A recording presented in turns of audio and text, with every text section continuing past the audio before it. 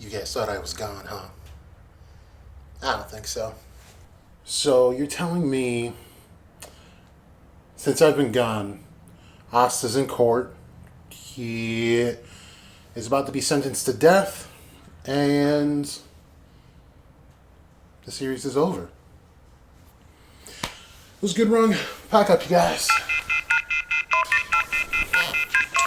But there's a couple issues that no one's really talking about. But that's why I'm back. Let's talk about it. If you bored, stop calling me, yo girl. Stop calling me. About who? Stop calling me. Ain't true. Stop calling me. Somebody on the phone that I don't like. Somebody on the phone that I don't like. Somebody on the phone that I don't like. Yo, what's up, everyone? It is Jack OATz to go. I know it's been a couple of weeks, but Black Clover did a 2-week time skip. I had to do a real life time skip for 2 weeks. But I didn't do a review last week for several reasons. One of the reasons being I actually started teaching last week, so I had to adjust to my new schedule. It's a bit hectic, but keeping up with the times right now. But on another issue, the last chapter didn't really leave us with too much to talk about. It's just more of a setup to this next arc that's coming up. Now, before we get into anything, make sure you guys like and subscribe. Shout out to True Sage, that is my latest subscriber. Thank you so much. I don't know what video did it for you. I don't know what it is about me that did it for you, but I really appreciate the subscription. So I hope you stick around, buddy. He's also got some videos on his page, so go check him out. They might be for you. Subscribe if so. But yeah, shout out to True Sage. Thank you so much. And if you like the song in the intro, which will also be in the outro, that's one of my friends. His name is Michael Sleepy Holloway. You can find him on Facebook. His information is going to be below. It's from his IDK album. And then our friends BZ and Nova, who are also rappers, are on that track as well. So if you like it, go check it out. Like I said, the link will be in the description below. Make sure you follow me on all the social media. I just want to start talking about Black Clover now. Let's talk about it. So, we have Austin Court. He just saved Gosha's sister, right? Now, there's a few things going on that Tabata is doing a thing again, where he is not explaining everything that's going on, but he's giving you enough to, be excited for what's going to happen next. But before I get to the biggest question, I think I'm going to save it for last. So stick around, but we're going to go through a couple of topics here. These last two chapters are really just setting up for the bigger arc that's about to happen. We were introduced to all the other kingdoms, like officially, sort of, but given like a more thorough description of what each one is all about. So with Asta being on trial, he's going to have to leave the Clover Kingdom if he wants to escape this whole situation with his life intact, right? So,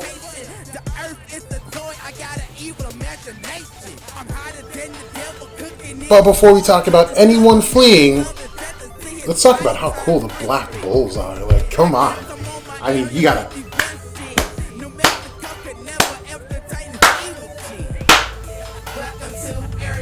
I mean, how cool. That is squad goals AF. Like, if you don't have friends like the Black Bulls, you need to go find friends like the Black Bulls, because those are ride and dies.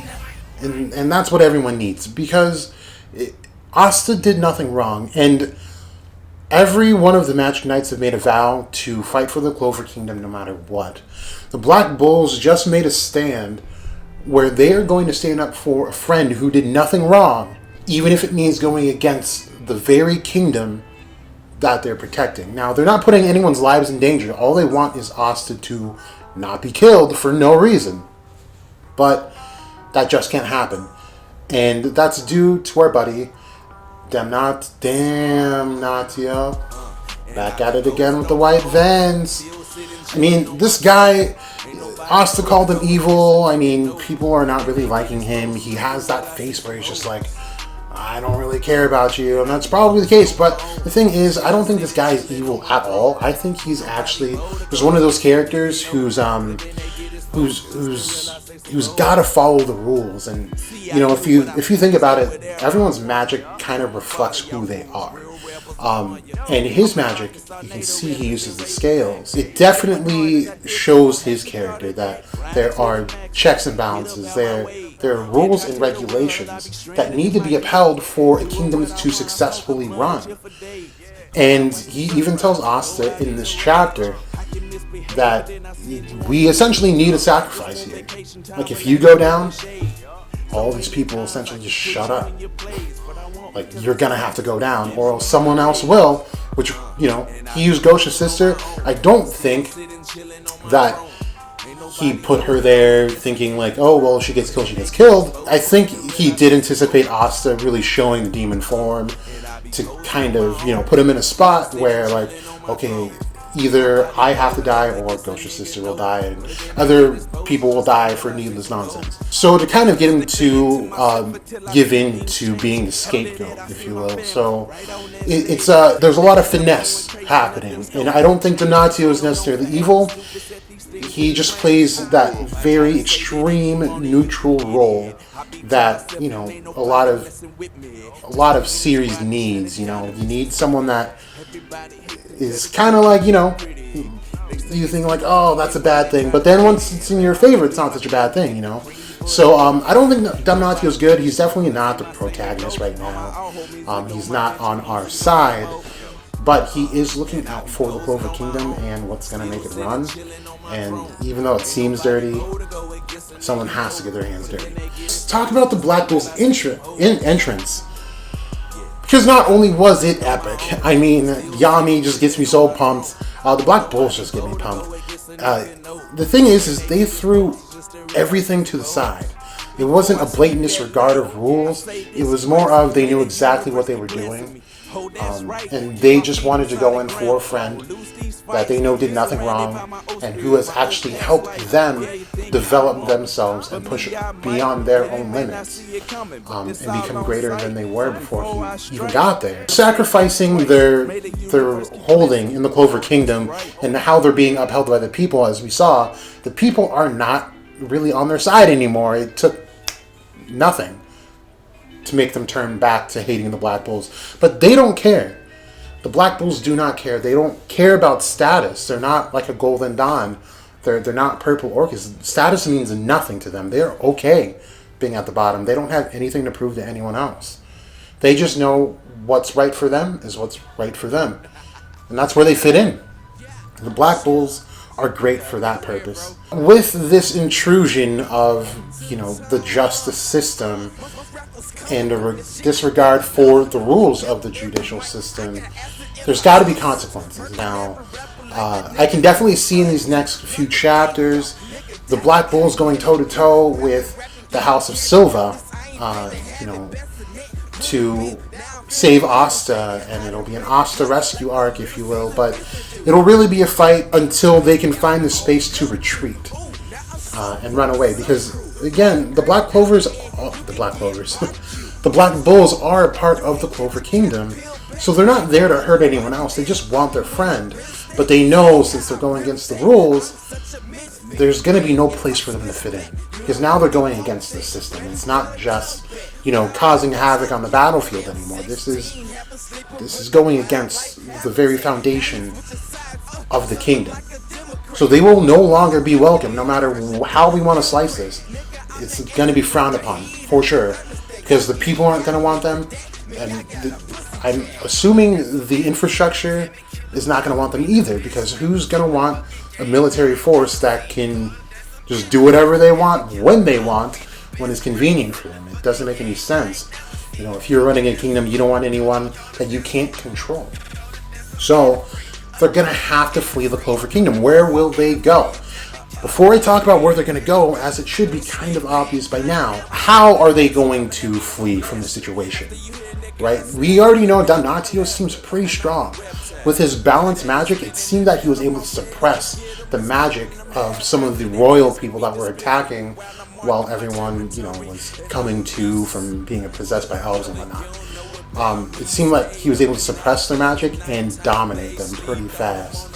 So he's not going to be very easy to defeat. We can see that already. But we are missing some key characters here. Now, don't you find it odd that Asta is in court, and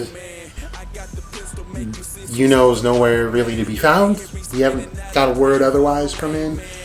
I mean, that's his best friend. It's kind of crazy that we haven't heard anything, right? Where is Julius Novachrono? Where's Fuegoleon? Where's Mario Leona?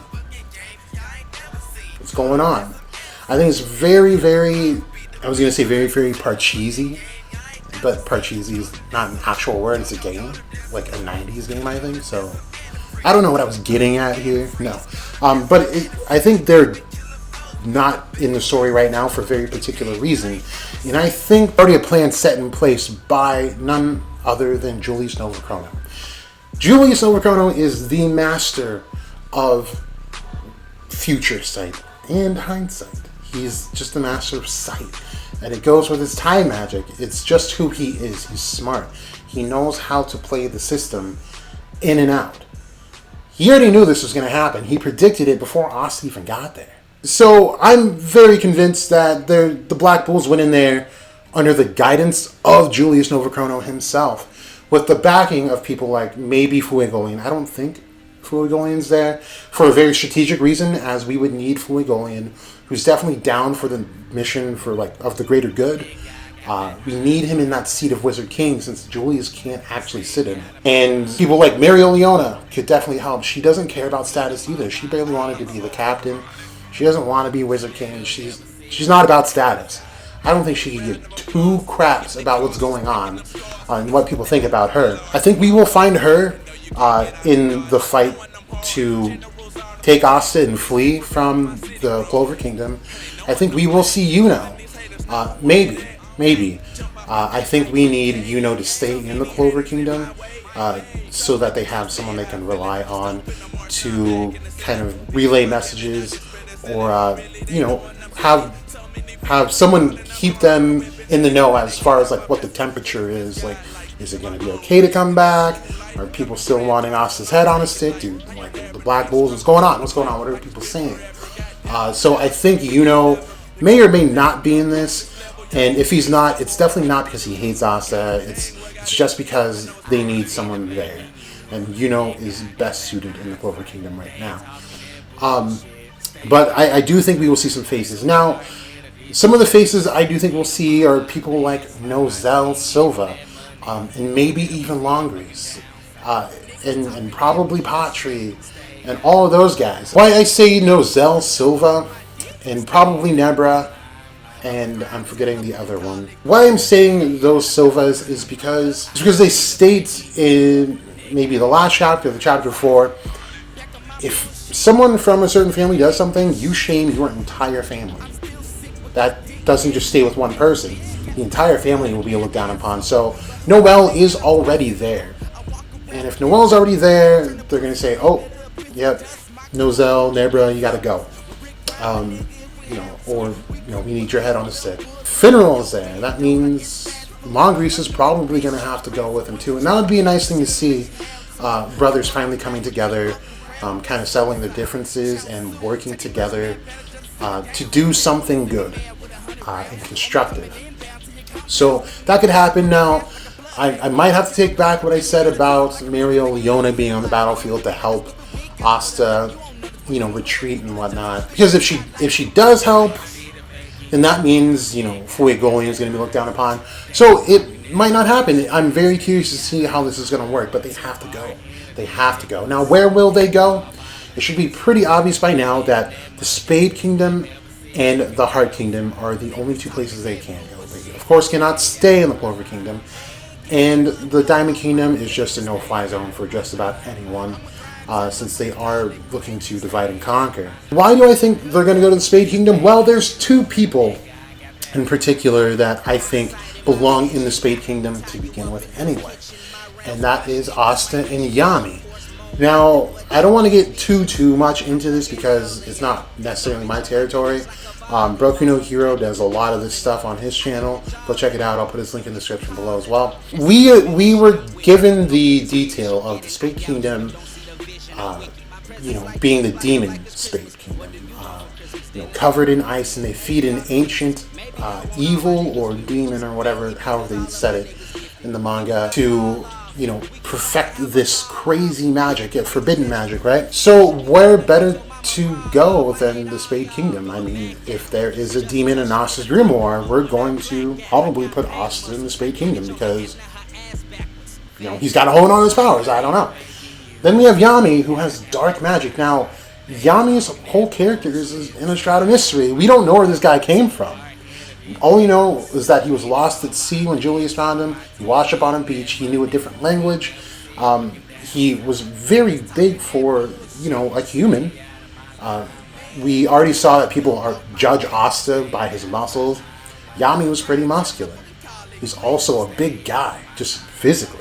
His magic is not like anyone else that we've seen, but the people or, things that we have seen use dark magic or something close to were demons or dark elves. And that should say a lot about where Yami comes from and what his race is. Now, if you look at Broku No Hero's channel, he'll go into how there's pretty much enough evidence to conclude that Yami is what's called a Jotun in Norse mythology. In Norse mythology, a Jotun is as close to a demon as you can get. They are also called giants, and they come in all different shapes and sizes. They can range from being just your average looking human to huge beings in stature. But one thing that kind of stands out is that the Spade Kingdom is covered in ice. Now, if you look at Jotunheim, where the Jotuns reside, it's also covered in ice, and they also Jotuns live by the water because they eat fish. Now, as a rite of passage, they send their young out into the ocean to go fish and make it on their own for a while. Then they have to navigate their way back, and that concludes their rite of passage. And as we already know, Yami got lost out at sea fishing. I mean, the puzzles they're matching. It's definitely matching. And what also makes it weird is that Yami's magic has not been shown on Asta. We don't know if it works on Asta or not, but I think that's where those two will definitely go. I don't think everyone in the Black Bulls will go to the same place. We were given the Heart Kingdom as well, and I forgot exactly what I looked up, and I rushed into recording so fast today, and I got places to be, and I said look it up right now, but I read enough evidence to conclude that the gnomes would reside in the Heart Kingdom. That would be a great place for Charmy to go to learn more about her heritage, because she didn't even know what was going on with her magic when she entered the Shadow Palace, so it would be great for her to really hone in on her powers, and that could be where luck goes as well. But that's a straight up yes. What I do see is a time skip in our very near future, where the Black Bulls will have to kind of lay low, train up, and then try to make their way back to the Clover Kingdom. I don't see things going well in the Clover Kingdom. I feel like the infrastructure will kind of crumble, and living conditions will not be upheld very well. And I feel like they're going to have to go in and kind of rescue the Clover Kingdom from itself. And they'll have to kind of rebuild to get it back to where it was in its former glory. But before or even after the time skip, either or, probably after the time skip would be better, I do see, like we saw in Bleach, where we had Soul Reapers facing off against each other where they're friends, but they're fighting for different causes. They're not necessarily enemies, but it's all business, and they have to fight. So I do see, Yami meeting someone, maybe like Yami versus Mario Leona on the field, just out of pure business, and them really showing what they can do after this whole time skip. But that's all speculation. I really hope they don't go super crazy into depth with, them fleeing. I do want them to go into like what they're about to do, and then do some hindsight stories. There's definitely a way to write time skips to where you don't have to detail every single thing. But yeah, I think that's what's gonna happen. But like I said, we gotta realize, where is Julius over Chrono? Things are playing out the way they should, I think. I think this is all in the plan, and we just got to see how it works out from here. But you guys, I want to keep this video relatively short. It's getting a little long. I'm sorry if this seems kind of rushed. I didn't have any notes like super prepared. I just wanted to get this done, give you guys some content, because I have not, had the time to give you guys anything. So I'm sorry if it's a little like boring. It's not as animated. I'm so sorry, but I got to give you guys something. I really thank you guys for tuning in and being super awesome. Please, if you haven't already, subscribe. Make sure you hit the like button. All links in the description below. Instagram, Facebook, Twitter, got it all. It's down there. This has been Jack OATz. You either know or you don't. I love you guys. And again, shout out to True Sage. Thank you for the subscription. You're the bomb.